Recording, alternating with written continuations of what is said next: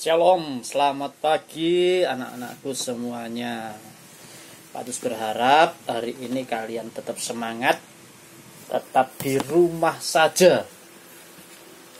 Ya mungkin membosankan, cuman itulah satu-satunya cara supaya kita terhindar dari namanya virus corona yang dikenal dengan COVID-19. Puji nama Tuhan, pagi ini kita tetap membuat satu renungan, belajar satu renungan menjelang Paskah. Hari ini kita ambil dalam Matius pasal yang ke-25. Matius, ya kita buka yuk sama-sama yuk. Matius pasal yang ke-25.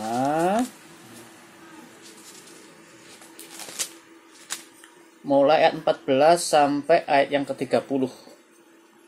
Matius pasal 25 mulai ayat 14 sampai ayat yang ke-30. Kalian akan baca sendiri ya. Ini Pak Titus mau kasih ringkasan saja tentang perumpamaan tentang talenta. Dikatakan kerajaan surga itu sama seperti orang yang mau bepergian ke luar negeri, yang memanggil hamba-hambanya dan mempercayakan hartanya kepada hamba-hambanya. Jadi orang ini pergi ke luar negeri, lalu semua hartanya dipercayakan kepada hamba-hambanya.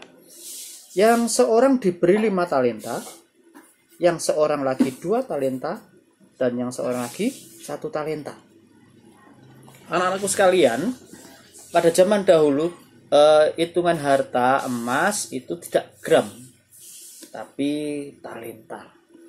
Kalau kita lihat di kamus Alkitab, berapa sih 1 talenta itu?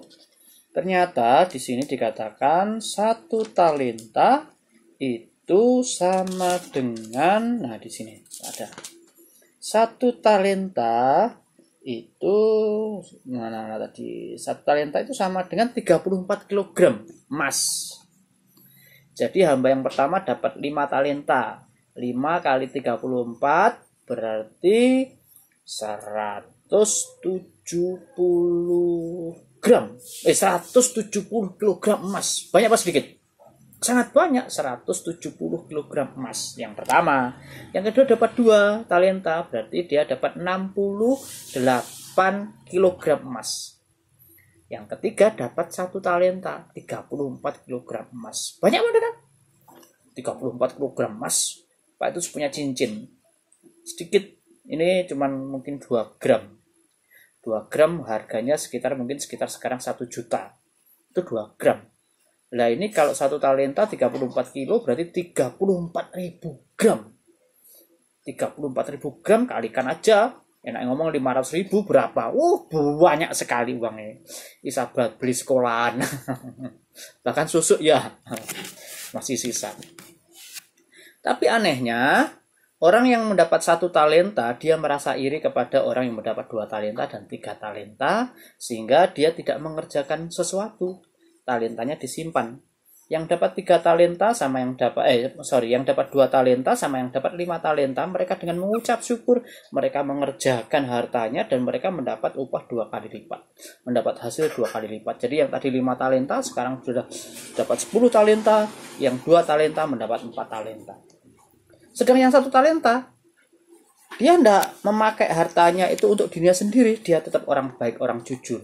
Tapi dia tidak mau melakukan kehendak Tuhan. Dia tidak mau melakukan kehendak bapaknya, tuannya, tidak mau. Tapi dia baik. Buktinya, dia tidak memakai uang itu. Dia tidak mencuri uang itu, ya kan?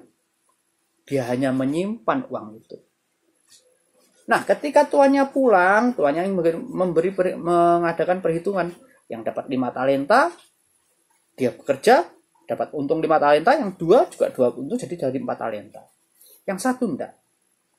Singkat cerita, yang 5 sama yang 2 talenta, akhirnya dia mendapat berkat, yaitu apa? Sukacita bersama-sama dengan tuannya.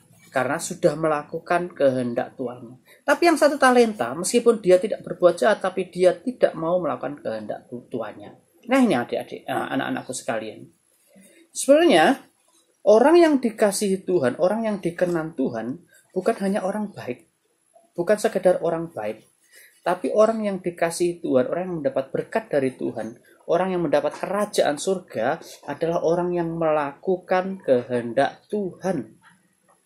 Jadi, di dalam kekristenan, kita tidak diajarkan hanya berbuat baik saja, tapi kita berbuat sesuai dengan kehendak Tuhan Yesus.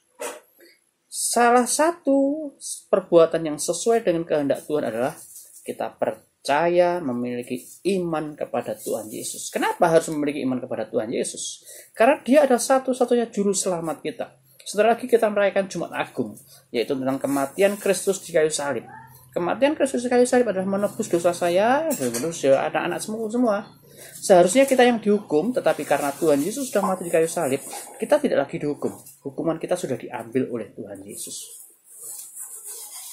Dan Yesus mati di kayu salib, Dia masuk ke dalam kerajaan maut. Dalam kerajaan maut, Dia berperang melawan kuasa maut dan akhirnya Dia bangkit. Harusnya kita yang masuk dalam kerajaan maut untuk dihukum. Tapi karena Yesus sudah masuk dan sudah mengalahkan kerajaan maut, Dia bangkit. Kita tidak dihukum dan Yesus sekarang naik ke surga. Nah, jadi hari ini kita belajar perbuatan baik belum tentu membawa orang masuk dalam kerajaan surga. Yang membawa manusia masuk dalam kerajaan surga adalah melakukan kehendak Tuhan, yaitu percaya kepada Tuhan Yesus sebagai juru selamat. Oleh karena itu, anak-anakku sekalian, tetaplah percaya kepada Tuhan Yesus Kristus sebagai Tuhan dan juru selamat. Puji nama Tuhan.